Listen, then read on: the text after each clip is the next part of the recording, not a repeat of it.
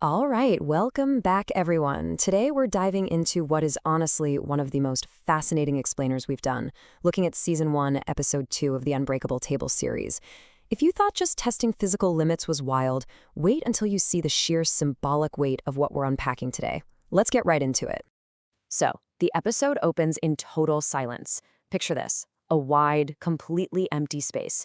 And right there in the dead center sits the unbreakable table. It's clean, it's minimal, and it is entirely unmoving. It doesn't boast because, well, it simply doesn't need to. Just being there establishes this unyielding, physical absolute. It's not just a piece of furniture. It is a profound statement. Which brings us to the absolute core question driving this entire explainer. What actually happens when you drop a grand piano on an unbreakable table? This is the massive hook of the whole experiment. We aren't just testing raw brute weight anymore. We're testing the collision of two completely different worlds, and the anticipation of these two objects meeting is just off the charts. Okay, let's really dive into this contrast because it's honestly brilliant. On one side, you have the table, right? Absolute, minimal, and unmoving. On the other side, the piano. Complex, super delicate, and just incredibly heavy with expectation. We're literally pitting the absolute stability of this unyielding surface against a fragile, hundreds of kilogram instrument that was designed for pure expression. Just think about the anatomy of a piano for a second. You've got wood bent into this perfect elegance, steel strings stretched with absolute pinpoint precision, and literally thousands of tiny, intricate parts all working together just to create music. It's like a giant, beautiful puzzle. Now, the piano is physically heavy, for sure, but its true weight, that actually lies in its cultural expectation and all that delicate, literal tension.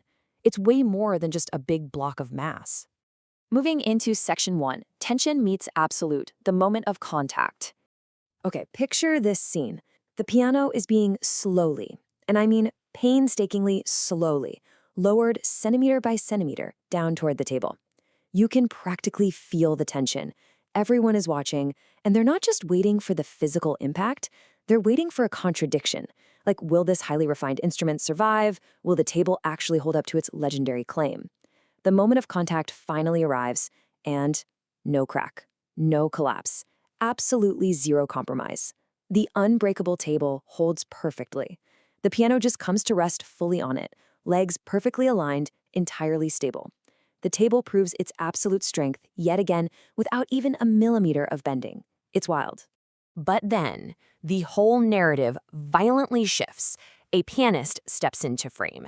See, just placing the piano, that was just the physical test. Now, this whole experiment transforms into a totally dynamic sensory experience. We're not just asking if the table can physically hold the mass of the piano anymore, we're asking if it can support what the piano actually does. So the pianist sits down, fingers hover, and the first note strikes. At first, it's just soft notes, turning into chords. Then those chords grow into these massive, complex progressions.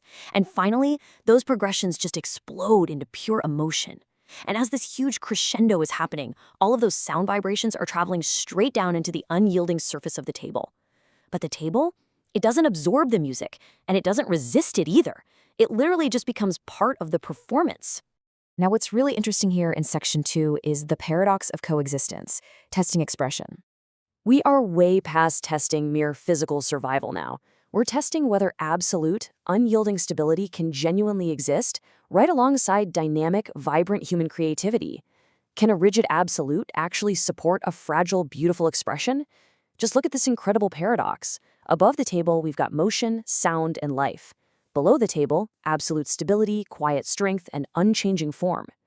The table doesn't try to dominate the music. It doesn't steal the spotlight. It just quietly and completely supports the vibrant life happening right above it. Which, really begs this profound rhetorical question. Is strength simply the ability to resist force? Or is true strength the ability to support everything placed upon you without losing your own form? It totally flips the script.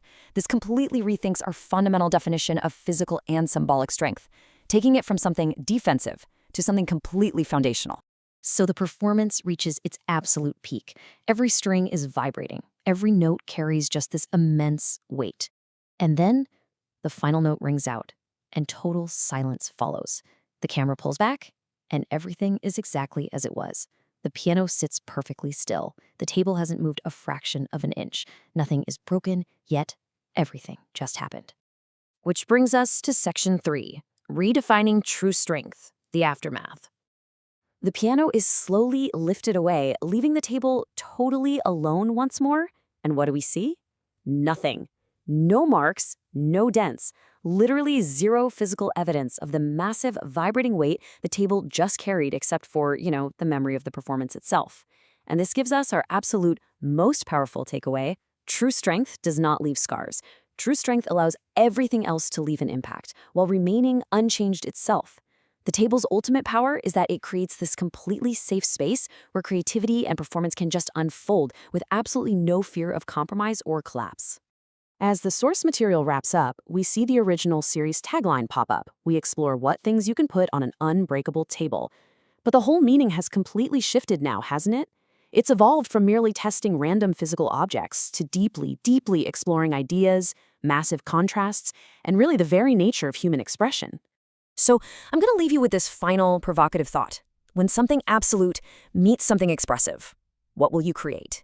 It is such a brilliant reminder that a strong, unbreakable foundation isn't there to restrict us. It's there to let our boldest expressions take flight. Thank you so much for hanging out with me for this explainer. I really hope this sparked your curiosity, and I will see you in the next one.